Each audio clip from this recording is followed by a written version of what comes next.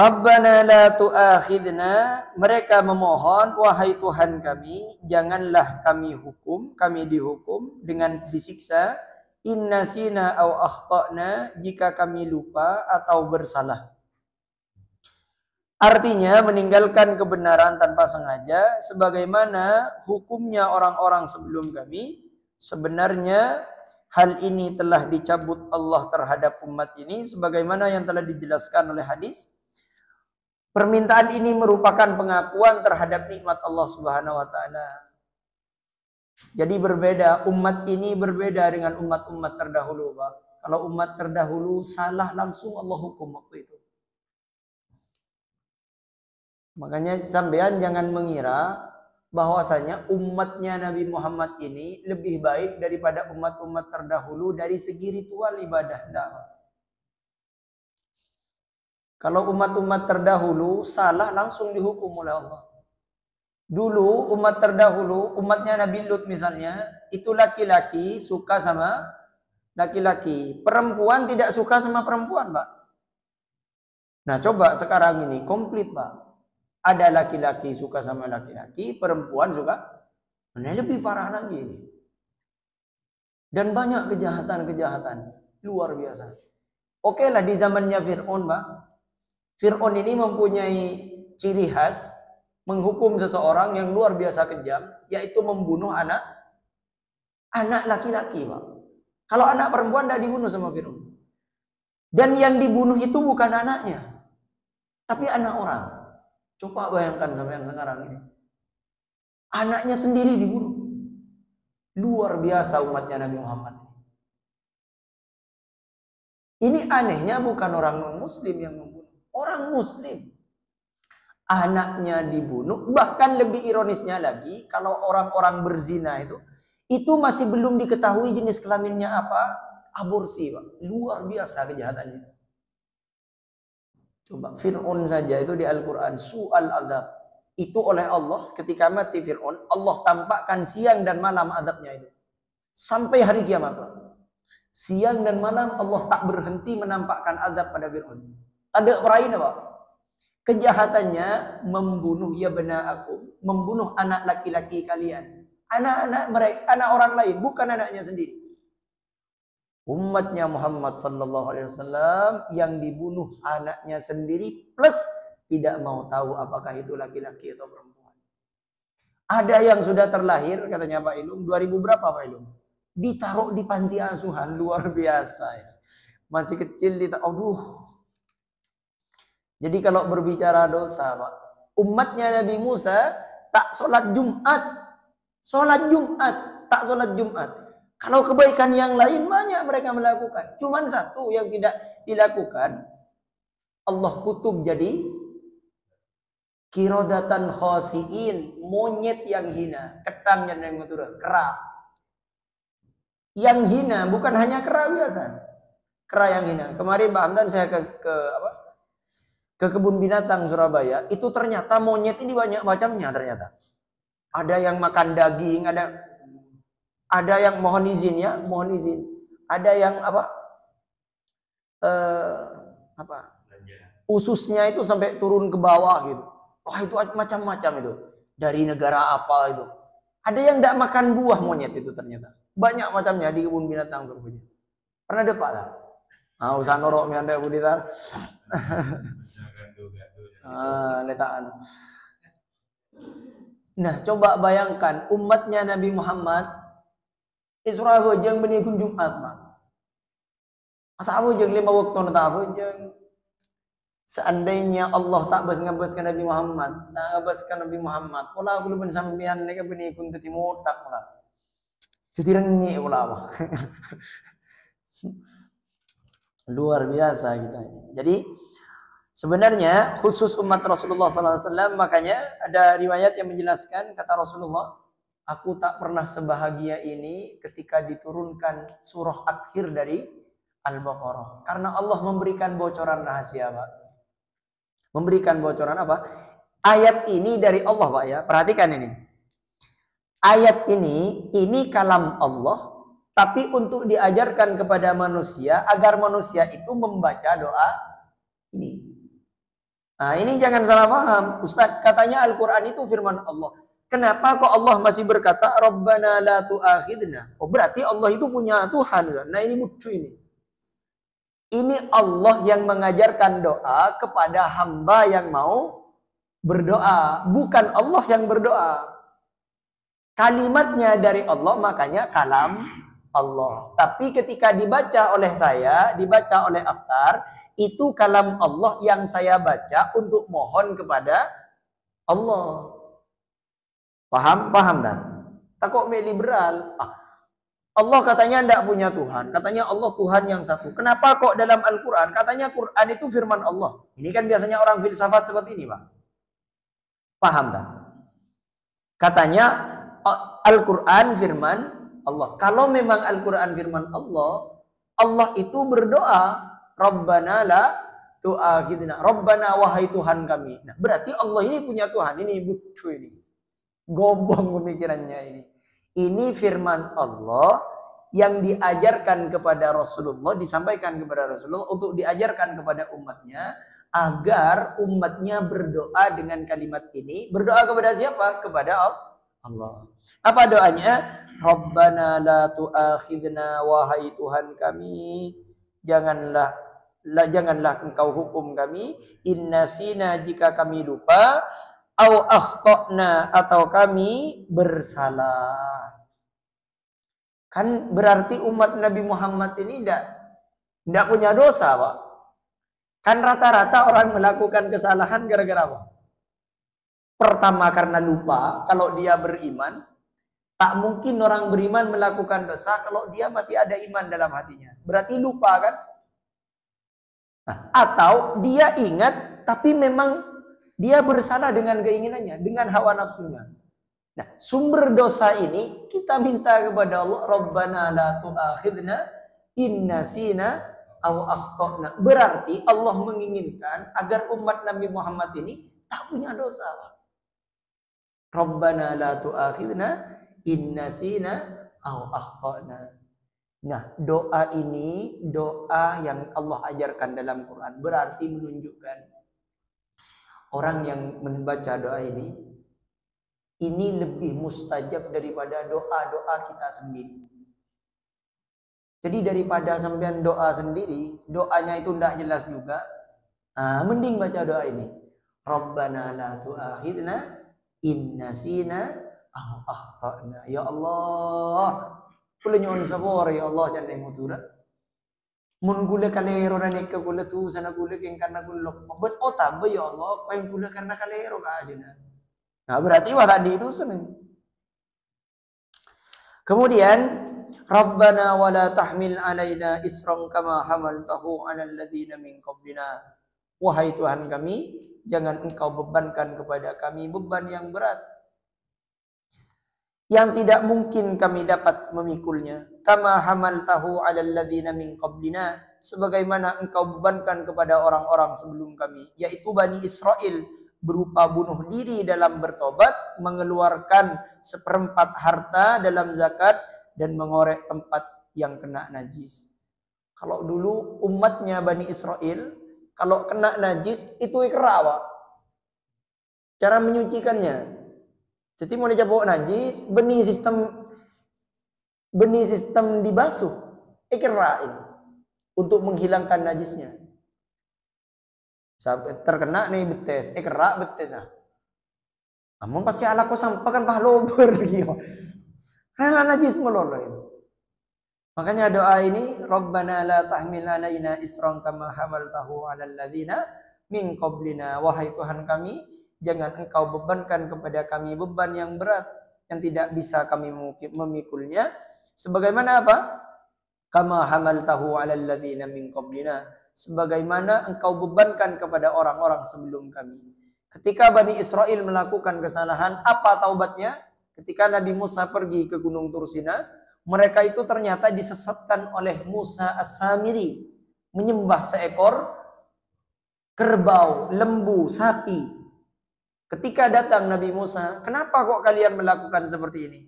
Wahai Nabi Musa, saya mau bertaubat. Ya sudah, kalau kamu mau bertobat, yang tidak mempersekutukan Allah, membunuh yang mempersekutukan Allah. Wah, jadi taubatnya membunuh, Pak. Kemudian atau memberi zakat separuh kekayaannya. Jadi tidak cukup dengan membaca astagfirullah, tidak cukup. Sedangkan umat Nabi Muhammad meminta, ini ajaran dari Allah Subhanahu Wa Taala. Ya Allah, jangan engkau bebankan kepada kami untuk bertaubat kepadamu. Jangan sampai sebagaimana min qablina, orang-orang sebelum kami. Nah, akhirnya umat Nabi Muhammad ketika bertaubat kepada Allah, ya sudah, baca istighfar, Allah ampuni. Wahai Tuhan kami, Rabbana wala tahmil wala tuhammilna ma la taqata lana bi. Wahai Tuhan kami, janganlah engkau pikulkan kepada kami apa yang tidak sanggup atau tidak kuat. Lana bihi, kami memikulnya berupa tugas-tugas dan cobaan-cobaan. Wa'fu anna, beri maaflah kami ya Allah, atau hapuslah segala dosa kami ya Allah. Waghfir lana, ampuni kami dari dan beri rahmat kami ya Allah. Warhamna, dan beri rahmat kami ya Allah. Apa bedanya wa'fu anna waghfir lana, Pak? Wa'fu anna, dan beri maaf kami. Waghfir lana, dan ampunilah kami. Apa bedanya ampunan dan maaf? Kalau wa'fu anna, ya Allah, maafkan kami ya Allah. Maksudnya begini, Pak. Ya Allah, kalau saya punya dosa, hapuskan bersih ya Allah, tanpa tersisa. Kan biasanya gini, kalau Rohim terlalu luar biasa menyakiti Aftar, Rohim mampu mengampuni, tapi rasa itu masih ada, Pak. Rasa sakit dalam hati itu masih ada. Tapi kalau wa'fu anna, sudah, Allah hilangkan semuanya.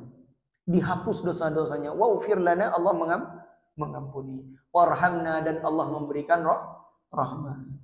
Warhamna anta maulana, engkau adalah pembela kami. Artinya pemimpin dan pengatur urusan kami. Fansurna alal qaumil kafirin, maka tolonglah kami terhadap orang-orang kafir.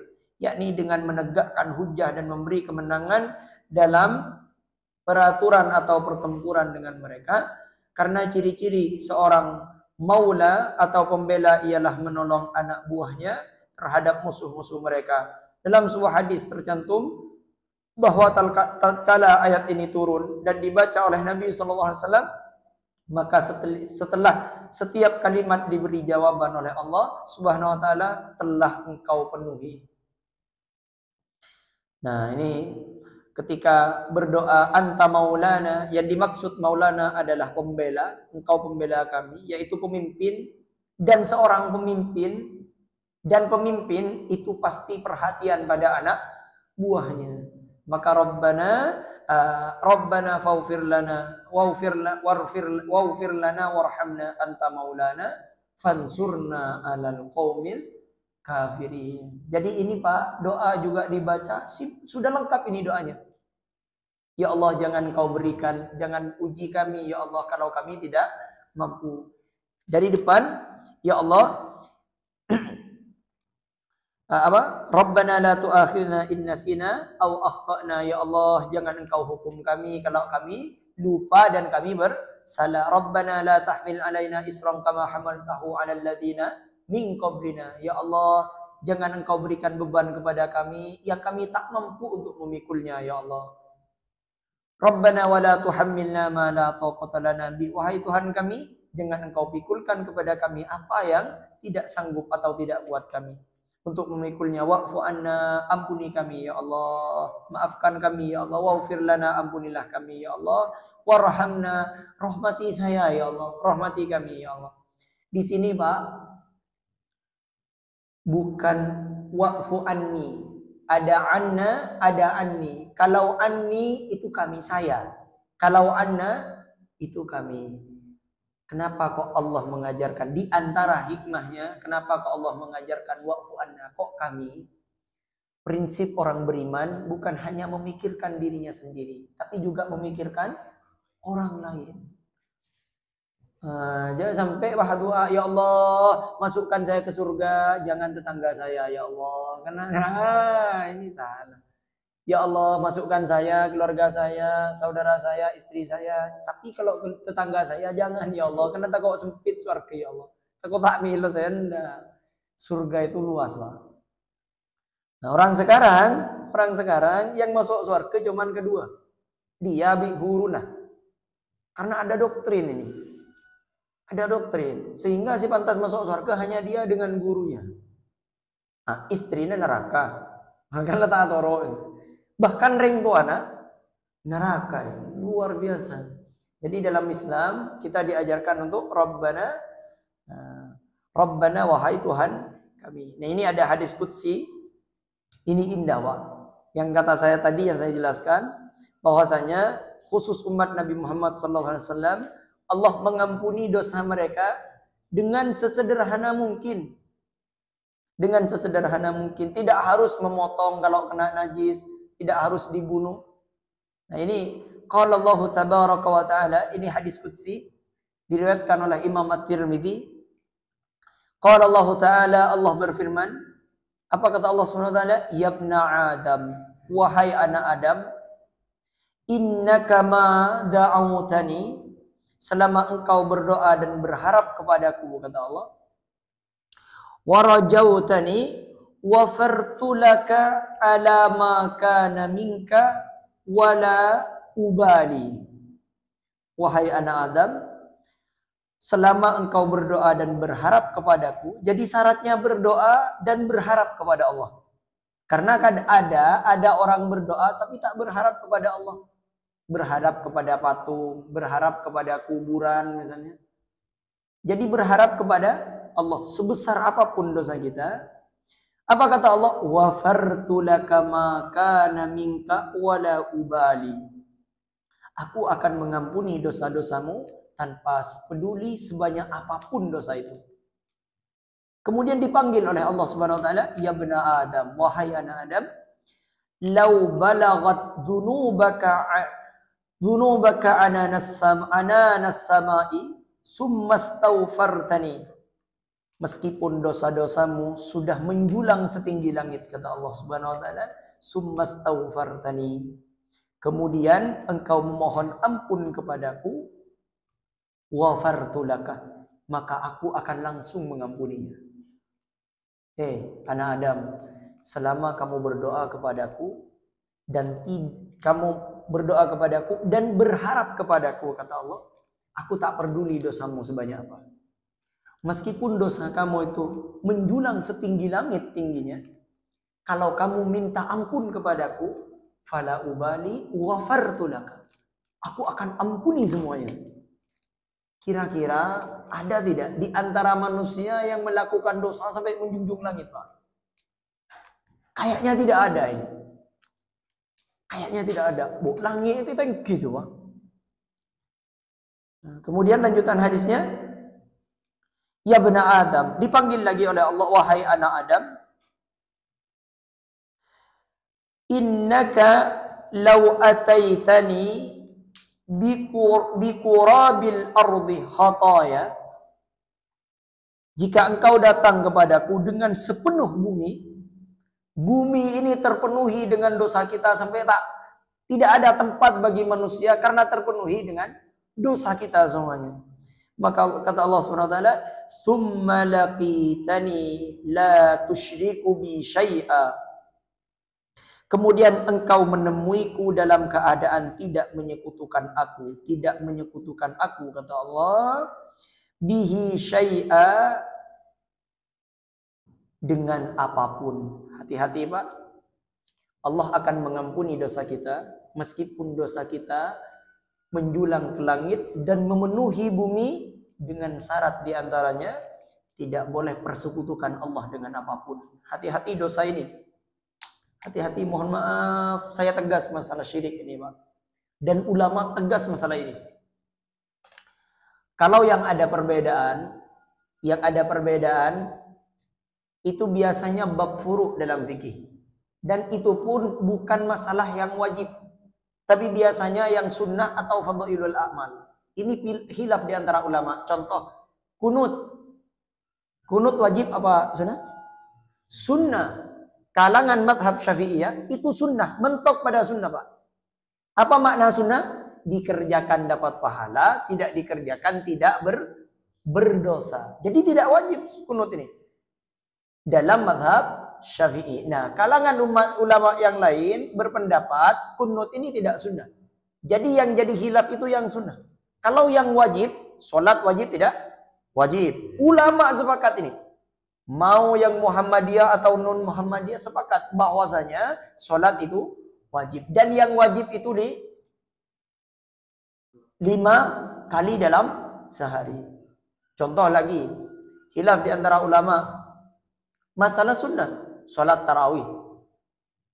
Nah, sholat tarawih ada yang 11, ada yang 23. Ini sunnah, Pak. Artinya jangan bertengkar gara-gara 11 dan 23.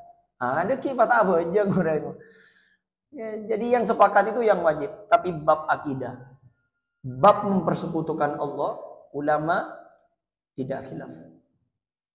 Pertama, minta yang jelas minta kepada batu, memohon kepada batu, percaya kepada batu, minta kepada batu, minta kepada kuburan.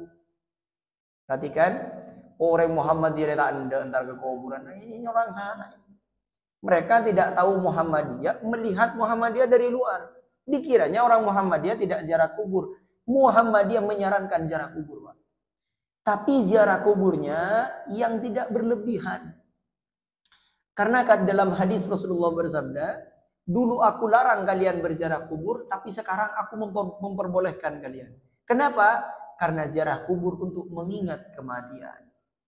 Jadi tujuan kenapa kok ziarah kubur diperbolehkan oleh Rasulullah untuk mengingat kematian. Kalau kita datang ziarah kubur tapi tidak ingat kematian, berarti ada yang salah cara kita berziarah kubur. Nah, ini ada yang berlebihan ziarah kubur. Datang ke kuburan malah bukan ingat mati, tapi masih ingat dunia, Pak. Saya temukan tapi tidak semuanya. Kenapa Kak sampean ziarah ke ini? Kenapa sampean ziarah ke ini? Biar usaha saya lancar. Ya Allah, astagfirullah ini. Iya tas aku kuburan ingat ke dunia itu. Sambil masih ingat ke mati ini. Coba kita pikir, Pak. Orang Indonesia ini mau sholat letak ke minimal orang bejeng letak ingat ke mati. Kenapa? Letak paham saya buat coba. Coba, berapa persen orang Indonesia yang paham bacaan sholat? Sholat letak kira ingat ke mati, letak kira nangis sekali, lu tak paham udah orang. Jadi kalau sudah sholat kita tak syarat mau sholat khusyuk, itu dalam Al-Quran yang kemarin kita kaji di Al-Baqarah. Pertama, alladzina yadhunnuna annahum mulaqu rabbihim, dia menyangka bahwasanya sedang berjumpa dengan Tuhan mereka, Tuhan dia, wa annahum ilaihi raji'un. Dan dia sadar bahwasanya dia akan mati. Coba bayangkan, sampean ada kabar dari Allah bahwasanya 5 menit lagi sampean akan mati. Kira-kira apa yang mau dilakukan? Tak terfikir, Pak. Mobil lebih kira umam mandi na mobil kok sebelum mati persiapan mobil maknanya bisa gibekok di kubur tidak ada, Pak. Dino kok deki bila marin tar ke romare olahraga dulu persiapan datang mobil malaikat. Kalau sudah datang kabar 1 jam lagi kita mati atau 5 menit lagi kita mati, wah tak ada lain. Kenapa? Mati ya. Tak boleh yang mana? Misalnya nih Kak, Pak Joko, nyon sapor Pak Joko, enten mempahangala aftar kan nisar kita abini nih Kak lu. Aftar melulu. Misalnya Pak Joko datang kabar dari malaikat, yang terlanjung umur Pak Joko. Ini kan contoh. Datang misalnya surat dari pos misalnya. Kenapa nih Kak? Beda salam dari malaikat maut, secemaki ikonin aja. Abuh. Akhirnya tanya akin ben gula di kantor. Tak boleh mana Pak Joko? Hantan Ustaz. Kenapa? Kasa suara tak macam aja dengan. Pak Joko secemaki matanya. Palanya. Akhirnya astagfirullah. Sujud loh Pak. Kenapa? Karena mau mati dan sadar bahwasanya yang dibawa untuk menghadap Allah aman. Kita lanjut ngomong. Ini contoh Pak Joko lanjut ngomong. Nah, ini kenapa? Karena orang itu paham bacaan dalam sholat. Imamnya baca, misalnya saya baca tadi, wal akhiratu khairu wa abqa, akhirat itu lebih baik dan lebih kekal daripada dunia. Summa inna ilaina iyabahum, summa inna alaina hisabahum. Kemudian suatu saat kata Allah, kamu akan kembali kepada saya dan aku akan hisab kalian semua. Dan saya akan hisab kalian semua. Perhatikan, Pak. Nanti ketika kita bukan main-main ya. Apalagi yang sudah mohon maaf. Sepon-sepo, Pak Ilum, Pak Hamdan, Pak Joko, Pak Hanafi. Sekejap aki, Pak. Bersabar. Benda ini serius, Pak. Ini serius saya ini. Ini serius. Sabar dulu, Pak. Jangan terlalu lampau dengan dunia ini. Sekejap aki, Pak. Mari, Pak. Istirahat. Bahkan dirinya mana pandi sampai tak juga. Mungkin sampai anak tidur misalnya Pak Joko misalnya asaren pas ipandi iban ibu Pak tepan tidur oh Pak pegel Pak mau tahu sama Pak Joko kula Pak dung tidur Pak ipandi misalnya tapi bakal datang situ masa deki sampai anak pandi pun taman dirinya mana tidur tak juga boleh. Nah itu bakal datang Pak, bakal ngalam mon dari segi umur kan orang akan duan sepo-sepo nih kan tapi mon mati ini kan benih pola nomor. Bisa aftar ke ada embian budian, bisa embian budian aftar ke ada. Kita aja ngomong aftar. Nah, jadi kelebihan sampean nih Kak, mon ketika seperti ini sadar nanti di hari kiamat itu ketika kita melewati sirat, ini diriwayatkan oleh beberapa ulama, ketika kita melewati sirat itu nanti di pertengah perjalanan sirat Pak, itu ada tempat transit namanya. Terminal lah kalau sekarang. Kalau di mana? Di tol itu apa namanya Pak itu? Rest area. Nanti ada rest area di sirat itu. Di bawah ketika sudah nyampe di tengah-tengah neraka, itu ada namanya kontoroh namanya. Kontoroh. Apa namanya Tan? Kontoroh. Nanti di kontoroh ini semua manusia akan berhenti di sini, transit di rest area ini. Akan disidang oleh Allah. Apa yang akan disidang? Apakah kamu mendolimi orang lain? Apakah kamu menyakiti hati orang lain? Hati-hati di sini, Pak. Karena di sini akan banyak orang muflis namanya. Bukan mukhlis ya. Muflis, bangkrut kata Rasulullah. Pernah Rasulullah berkumpul dengan para sahabat, akan datang suatu masa nanti dari kiamat yaitu orang yang muflis. Kata sahabat, kata Rasulullah, apakah kamu tahu orang muflis itu? Orang yang bangkrut itu. Sahabat berkata, ya orang yang bangkrut itu yang tidak punya dirham dan emas dan perak. Dunia. Kata Rasulullah, bukan itu yang bangkrut. Bukan. Terus apa ya Rasul? Dia banyak amal ibadahnya, tapi mudah menyakiti hati orang lain. Maka nanti di sidang itu Pak, bayangkan sampean, ini di atas neraka Pak. Di atas neraka. Dan jembatannya ini kecil Pak. Kecil sekali, sekecil rambut dibelah 1000 kali. Berdiri oleh Allah diperiksa. Salah kiyang, Pak. Kiyang apa bahasa Indonesianya, Pak? Kiyang apa? Tapi paham kiyang kan? Ngeri, apa namanya? Fobia ya kalau ini ya. Kayak di ketinggian. Saya itu kemarin yang di Jakarta ada di lantai 24. Mak Pak tinggal habis ke bawah Pak cek nyeting ke arm itu takut. Luar biasa. Nanti di hari kiamat ketika kita sudah nyampe di kontrol ini tidak bisa langsung ke surga. Ditanya oleh Allah. Apakah kamu punya pembantu yang pembantu kamu itu kamu terlambat menggajinya? Apakah kamu punya pekerja sampai kering keringatnya tapi kau tak beri upah? Nah, yang paling bahaya nanti, ini jaga betul Pak, jaga betul, yaitu keluarga kita, kerabat, terutama istri, terutama suami. Istri akan ditanyakan suaminya, dan suaminya juga akan ditanya istrinya. Hati-hati ketika menyakiti hati seseorang, terutama hati yang paling dekat dengan kita, orang tua kita. Mau nyakitin orang yang lain mungkin tak bisa, karena jauh, tadi hubungan, takut bersama aja. Tapi kalau orang terdekat di antara kita, ini yang biasanya sering. Saya ini, nah nanti tanyakan ke istri saya. Saya ini dengut, Pak. Ketika saya salah, saya langsung minta maaf pada istri saya. Nah, perempuan itu biasanya kan nyaman dari bini, biasanya bininya yang motor. Nangis gitu. Ketika kadang istri saya akan salah, saya tegur, Pak. Dan namanya reng bini, kadang padahal saya ini tak keras, Pak. Ya jangan saya tak tahu dan sampean. Saya tak keras. Jadi ketika saya salah, istri saya salah, saya tegur. Kadang itu menurut dia itu saya keterlaluan, terlalu kasar. Nangis, Pak. Ketika saya membuat nangis istri saya minta maaf. Karena saya takut nanti di pengadilan Allah itu terhitung dolim saya sama istri saya.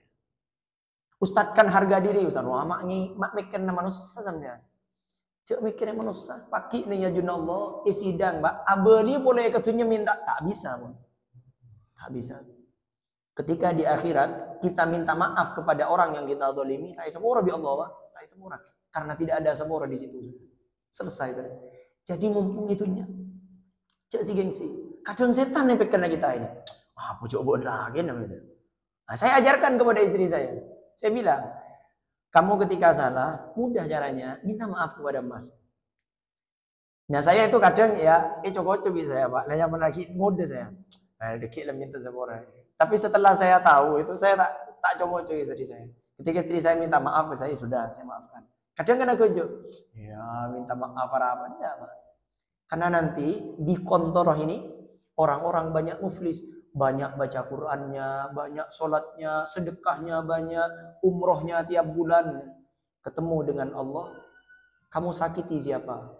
Menyakiti tetangga, menyakiti orang lain, menyakiti istri, menyakiti suami yang perempuan, menyakiti orang tua, mendolimi anak. Kadang renggo keterlaluan. Oh, tambah anak kerenggo.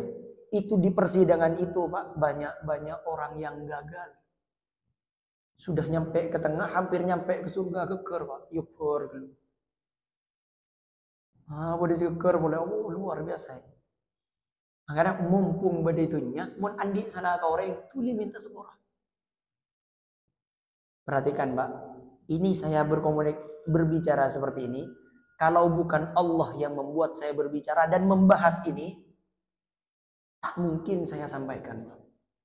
Dan kalau kalimat ini bukan Allah ingin tersampaikan ke sampean, tak mungkin sampean bisa hadir.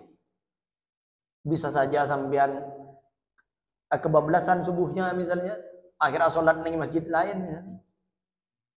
Bisa saja sampean sakit tabu, bulan sama aja tidak bisa ikut. Berarti ketika sudah Allah izinkan saya untuk menyampaikan ke sampean, kemudian sampean yang mendengar, berarti ini tanda Allah untuk sayang pada kita agar kita ini terselamatkan dari kontoroh ini. Kalau sudah Allah peringatkan dengan seperti ini lewat saya, kemudian kita masih pegelen kaoreng, zalim pada tetangga, zalim kepada anak buah kita, kepada pasangan kita, orang tua kita. Dengan cara apa lagi Allah menyelamatkan kita dari nerakanya Allah? Maka semoga kita bisa mengamalkannya. Nah, ini saya sampaikan di anunya. La ataituka biqurabiha maufiratan. Kata Allah Subhanahu wa taala, meskipun dosa kamu sebanyak memenuhi bumi ini, asalkan kamu datang kepadaku tidak menyekutukan aku akan datang kepadamu dengan ampunan sepenuh bumi pula. Kalau dosamu menjunjung ke atas langit, kamu datang kepadaku dan mengharap kepadaku. Ingat, Pak ya, jangan mengharap kepada selain Allah. Meskipun mengharap kepada manusia terbaik, jangan. Nabi Muhammad, Rasul dan utusannya. Jangan sampai kita memohon kepada Nabi Muhammad. Karena doa kita mohon kepada Allah. Kita mencintai beliau. Kita menyayangi beliau. Kalau ada orang yang berlebihan misalnya sampai minta kepada Nabi Muhammad, barangkali beliau belum tahu. Jadi bukan vonis kita, oh neraka orang ini, tidak. Barangkali belum tahu. Tugas kita untuk mengingatkan. Karena Rasulullah ini hanya utusan Allah. Abduhu wa rasuluhu. Bukan anak Allah seperti Isa bin Maryam. Jangan pernah persekutukan Allah. Kemudian datang ke kubur misalnya, jangan pernah minta ke kuburan. Kalau kita datang ke kuburan, kun engak ketunya, sampai kapan? Di saat apa kita akan ingat kepada mati? Mun ke kuburan kita ingat ketunya. Entar ke kuburan, apa? Mak lesoki. Aduh, tak keramat bisa rojo. Kenapa? Ijak rengkok lebaran bakal entar desa tak kisoki. Amun desa roh. Engkau guntar sekalian. Lancari tang rezeki. Waduh ini. Ini bahaya, Pak. Syirik ini, perhatikan syirik, Pak. Di antara syirik datang ke dukun misalnya. Ini saya tegas, Pak. Ya, sampean partai teman-teman. Lo tapi sini luar mun sampean insyaallah partai kepi di sini. Luar misalnya datang ke dukun, hadisnya jelas, man ataka hinan au arrafan fasaddaqahu bima yaqul. Datang ke dukun ada 3. Hukum datang ke dukun ada 3. Pertama, datang untuk berdakwah ke dukun. Berdakwah. Pak dukun, ayo berhenti sampean. Jangan lakukan ini. Karena ini dosa. Syirik ini. Mempersekutukan Allah. Karena sampean minta kepada setan. Sampean percaya dengan ini. Sampean meramal. Padahal ramalan tidak dibenarkan dalam Islam. Sampean bisa membuat orang dicintai sama seseorang. Sampean bisa membuat orang dibenci sama seseorang. Karena dukun ini, Pak, bisa membuat orang dibenci. Bisa orang membuat orang dicintai. Nah, kalau datang ke dukun dengan mendakwahi dia, maka hukumnya boleh, Pak. Dan dakwah itu hukumnya wajib. Kita berdakwah. Wajib. Nah, tapi mungkin ilmu kita anu, Pak. Ntar ke dukun, Pak. Mendukun ke boleh. Biar nih kau mau tahu ya, tengku aja. Pak keluar, Pak keluar cahaya. Mak beneran sih nembian joran deh gajah. Dikal keluar, nih mudah nih Pak. Jadi kuat dulu kita. Kita tidak pernah latihan saat bertarung, mau bertarungnya pokoknya sekalian Pak. Jadi kalau sudah kuat kita baru datang. Kemudian yang kedua, hukumnya ini boleh. Yang pertama, yang kedua, hukumnya haram. Haram hukumnya. Sampai dari haramnya, sholat 40 hari 40 malam tak diterima oleh Allah. Dihapus. Hati-hati ini. Di antara orang yang rugi nanti, ya ini. Orang yang datang ke dukun. Ya Allah, kan saya sudah sholat ya Allah. Saya datang ke Masjid Baitur Rahim. Saya datang ke masjid ini. Saya sholat ya Allah. 5 kali sehari. Loh, kini kok pahala saya tidak ada sama sekali ya Allah. Kamu datang ke dukun. Ini bahaya ini. Ini hadis sahih, Pak. Minimalnya hasan lah dalam hadis. Jadi datang ke dukun, sholatnya tidak diterima 40 hari 40 malam. Hati-hati. Ini kalau datang, cuman datang, tidak percaya. Datang, artinya gunbak nyoba, Pak. Dia datang tak mau berdakwah, dia datang tidak mau percaya. Cuman bertanya saja. Iseng. Bener enggak dukun deh, katanya. Pak dukun, nah ini kan nanti hampir pilihan kan. Pak dukun, kira-kira siapa yang menang ini? WC 12 angin ini. Nah, ini kayaknya yang menang ini. Nunggu, amak coran. Yang datang seperti ini, maka tak diterima sholatnya 40 hari 40 malam. Yang terakhir, yang ketiga, Pak, ini yang fatal. Ini fatal sekali. Man ataka hinan fasaddaqahu bima yaqul. Barang siapa yang datang ke dukun, dia percaya terhadap apa yang disampaikan oleh dukun, faqad kafara bima unzila Muhammad. Maka dia telah kafir terhadap apa yang diturunkan kepada Muhammad SAW, yaitu Al-Quran. Jadi, kalau sudah percaya kepada dukun, dan orang datang, kalau tak percaya, tak kira datang, Pak.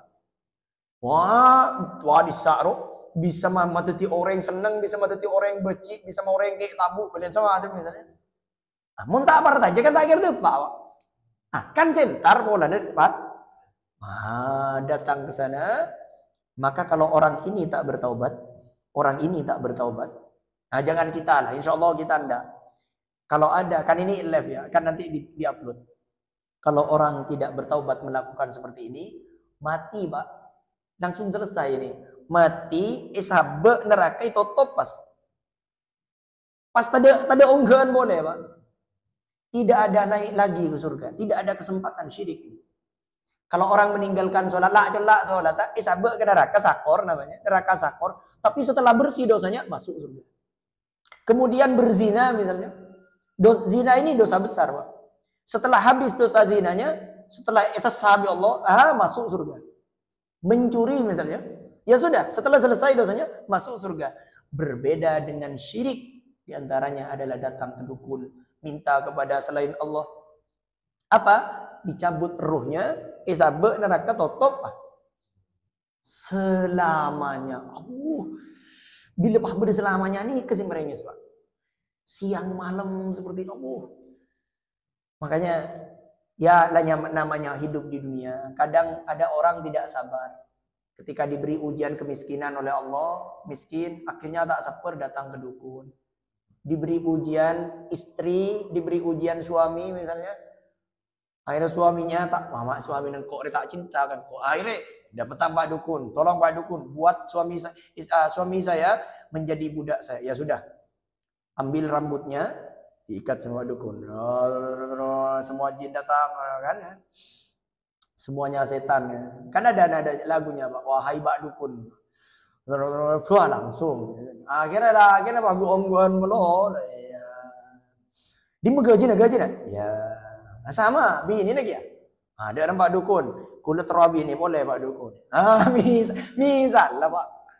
Nah, gimana ini? Istri saya ini letak ratin Pak Dukun lah, Pak Dukun. Saya ini mau istri yang muda yang cantik. Akhirnya sudah ambil pakaian dalamnya sama Pak Dukun diaduk. Akhirnya sudah. Akhirnya bini dek kok bini boleh? Iyalah Kak, bini boleh tak apa. Ya, ini gara-gara dukun. Nah, terakhir saya tutup dengan ini. Jadi dukun ini bahaya Pak, dan dukun sekarang modern. Dukun sekarang modern. Kita tidak bisa tahu bahwasanya orang ini dukun kalau tanpa ilmu. Dukun jadi bayangkan sampean seperti di film-film Pak, bukan ya? Nah, kalau di film kan jelas Pak. Sekarang fitnah dunia nyata dengan dunia film itu lebih parah dunia nyata Pak. Kalau film itu jelas. Coba di film-film yang mana dukun, yang mana kiai kan jelas Pak. Dukunnya itu pakaian hitam gitu Pak. Kemudian pakai keris, acelaan Pak gitu Pak ya. Kemudian tempatnya serem gitu. Itu jelas dukun kan. Kira-kira masih ada enggak sekarang di dunia nyata seperti itu? Enggak ada Pak. Sekarang dukun sudah bertransformasi, berkamuflase seakan-akan dia ustadz atau kiai. Maka kalau kita tidak mengetahui ciri-cirinya ini bahaya.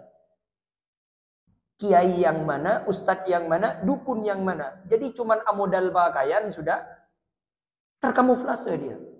Nah, tapi tidak semua kiai dan ustadz Pak ya. Ini jangan salah paham. Kita melihat orang, jangan kita melihat orangnya, tapi kita lihat apa yang diajarkan. Contoh kasus yang kemarin kena oleh polisi yang di Blitar Pak. Namanya karena sudah tersebar Pak ya, bukan riba, ini sebagai contoh. Yang tersebar namanya Samsudin Pak. Tahu Pak? Gus Samsudin. Tahu? Nah, kalau tidak tahu nanti ya kayak apa Samsudin. Nah, itu Pak, waktu awal-awal dulu 2019 kayaknya yang viral itu. Itu teman-teman saya banyak yang nanya, Ustadz, sampean ini kan peruqyah. Gimana menurut Ustadz? Samsudin itu kok sakti seperti itu Ustadz? Itu bukan ruqyah. Itu bukan ruqyah. Itu bukan ajaran Rasulullah itu. Pertama, bacaannya tidak sesuai dengan tajwid. Kedua, ritualnya aneh-aneh Pak. Seperti ini, seperti itu. Nah, tapi banyak masih yang percaya. Ada yang datang Pak, itu baru daftar berapa juta itu katanya yang dibuka oleh Marcel itu Pak. Cuman banyak orang yang datang percaya Pak. Kemudian apa?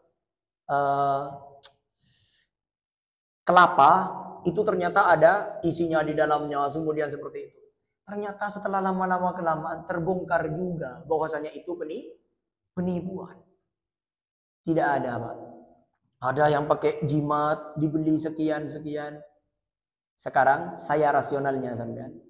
Coba, lebih sakti mana Al-Quran dengan jimat? Sepakat Pak? Namun pas sampean mau cak jimat berarti murtad sampean. Karena meremehkan Quran.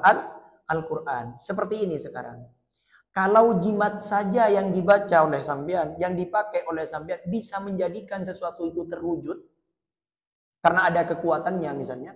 Bagaimana dengan Quran yang kita baca dengan penuh keyakinan dan penuh keimanan? Pasti terwujud Pak. Dengan izin Allah.